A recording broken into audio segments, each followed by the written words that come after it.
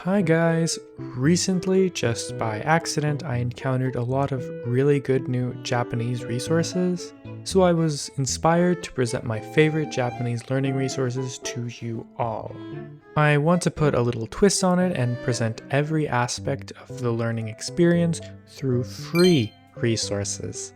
I'm going to mention a couple of great alternatives that do cost money, but my goal of this video is to show how you can get an intermediate or advanced level with absolutely no money, just your raw effort.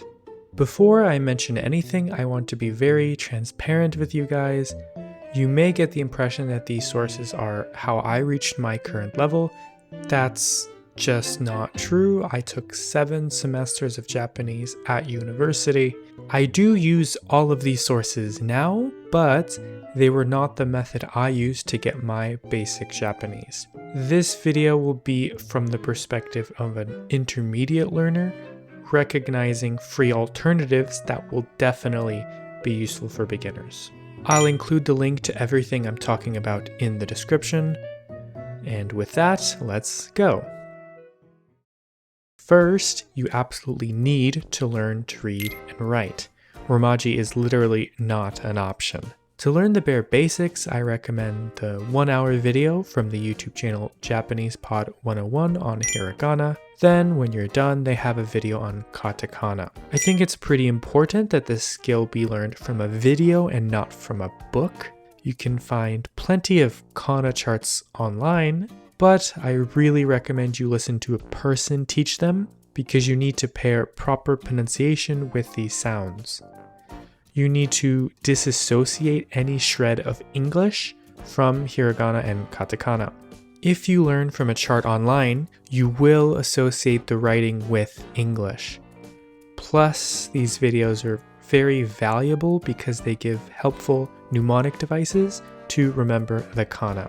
As for kanji, I recommend this app called Kanji Ninja. It's on the Japanese App Store, so you will need to create a Japanese App Store account or Google Play Store account. On iOS, this is painfully easy. Just log out of your account, change your location to Japan, create a new Apple account, and you have access. You don't even need to change the language of the device. This app is designed for Japanese children, so you know it's done correctly, like how a native would learn. This is more like a review app that prompts you with the expression and you need to write in the correct kanji. It's not an app to learn these kanji for the first time, but it is very useful for review. It includes the 1026 kanji learned in elementary school, which are the most common kanji by a huge margin. Another app I recommend for reviewing the kanji learned in elementary is 小学生の手書き漢字学習 1コマ漢字. It's very similar but includes pictures and longer example sentences. It is also on the Japanese App Store. Between these two apps, I prefer Kanji Ninja because you are free to write kanji how you want, and the computer assesses whether it is recognizable. In 1コマ漢字, it matches your stroke to an overlay, which gets on my nerves a little because it feels like I'm not the one writing. These two apps focus on review and are not so good for first-time learners. So, how do you learn kanji? Wanikani is a very good option.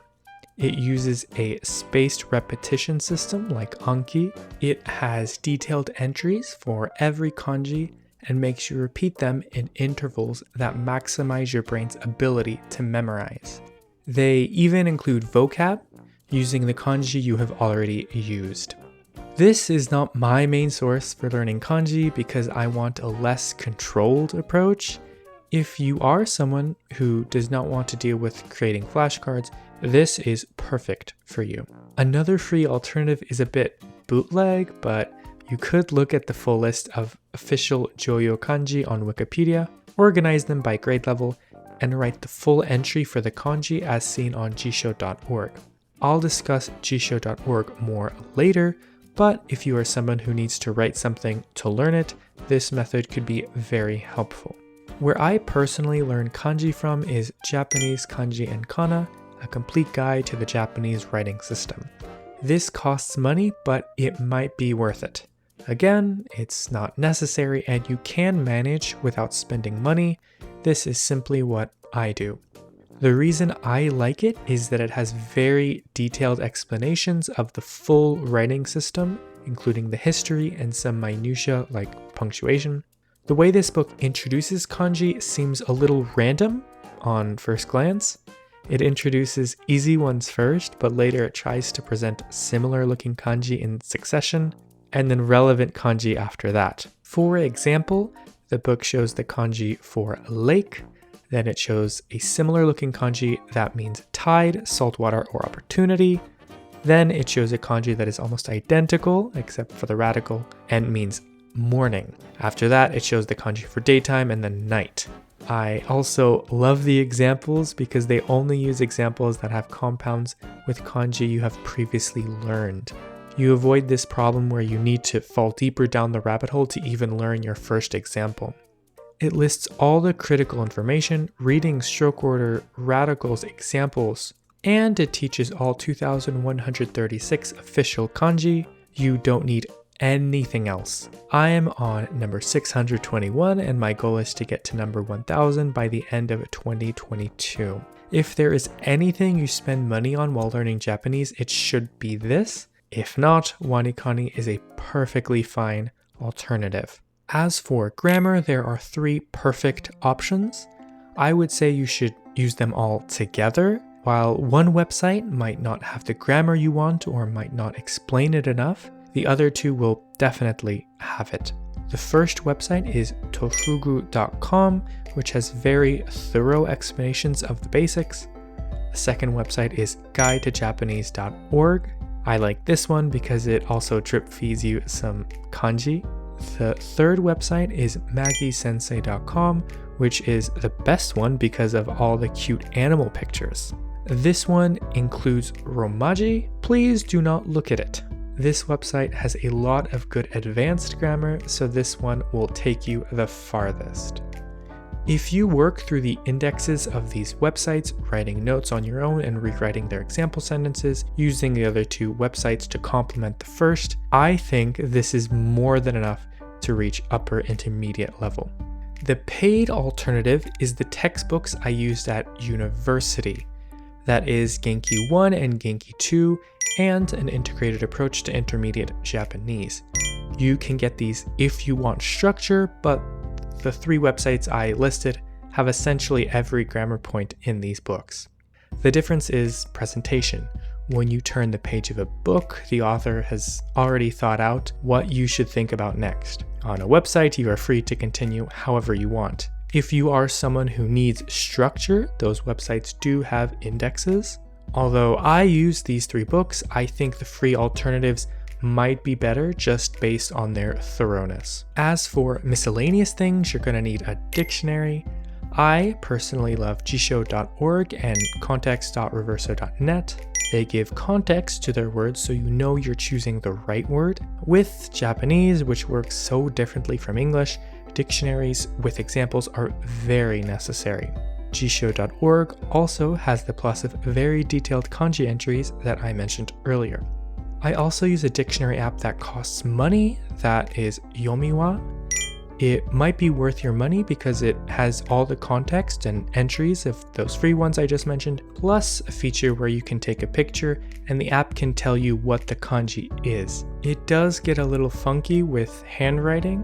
This feature is also available on the free Google Translate app. Basically, Yomiwa is the amalgamation of the strengths of several free websites onto one app. It's not really necessary, but it is what I like to use. Another useful resource is the website that can tell you the pitch accent of certain words. I don't use it so often, but it is definitely valuable sometimes when I cannot remember the pitch accent to use. This is the only resource of the ones I spoke about that shows pitch accent. As for reading, I have to recommend easyjapanese.net, which I use on my iPad. It is a website and app that presents simple news in Japanese. If you click on a word, you can see the definition. You can include furigana, meaning hiragana helping characters to read unknown kanji, or you can turn this feature off. You can also listen to a text-to-speech audio of the article. If you dedicate yourself to reading from this website, you can get your reading to an intermediate level for sure. Something I recently bought is this book, Read Real Japanese Short Stories by Contemporary Writers. This costs money and I haven't gotten so far yet, but it is exactly what I want, annotated stories to help practice Japanese. This costs money, so it is not necessary. As for listening, I would recommend 2 podcasts from NHK, the Japanese Public Broadcasting Company. Those podcasts are Easy Japanese Conversation, NHK World Japan. The other one is Easy Japanese Grammar, NHK World Japan. These 2 are valuable because they are designed to be simple for beginners with English sprinkled in. That being said, I am someone who advocates for throwing yourself into native level listening as soon as possible to get used to native speed and slurred speech. For that, I have to recommend the NHK Plus website and app. You will need to make an account for access without an ugly message begging you to make an account. You'll need to input a Japanese address when you're making that account. You can Google a random Japanese address and input that. For the NHK Plus app, you need to have a Japanese App Store account and that NHK Plus account. So you have 2 levels of hoops to jump through. On top of that, you need to be located in Japan, so you'll need a VPN to see this content. When you do jump through these hoops, it is definitely worth it. There is plenty of quality content and live streams of the Japanese public broadcaster on NHK Plus. This is probably not enough listening for you. Personally, I want to hear very conversational and casual Japanese. I also love video games. Those 2 interests come together if you search your favorite game and add Jikyo Play or Nama Haishin. This is how you search for Japanese gaming content. Under Jikyo, you will find general gaming videos. Under Nama Haishin, you will find live streams. I am absolutely shocked that it took me 6 years of learning Japanese to encounter these words that are like a secret password to the content I'm interested in. I am passing this important knowledge on to you guys because I don't want you to waste years not knowing this word. Another miscellaneous thing that is a huge help for learning Japanese is adding the traditional Chinese handwriting keyboard onto your phone. I use it to search unknown kanji. Even if you do not know the correct stroke order or it is super ugly, the AI gives you a bunch of suggestions for what you wanted to write. I cannot endure the tedium of searching for kanji by the radical. That's about it. This is everything you need to learn Japanese on your own for free. You do not need to spend a single penny to improve your Japanese. Even if you are a beginner, there are enough free resources online to take advantage of. Resources are not the issue at all. The real difficulty of learning Japanese is actually putting in effort and staying motivated. Thank you guys for watching today. I really wish you all the best in your Japanese studies. I really hope these resources can help you. If there are any good key resources that I forgot, please share them in the comments. If you found this video useful, give it a like and subscribe if you want to see more. I also have social media linked below if you want to see my language journey.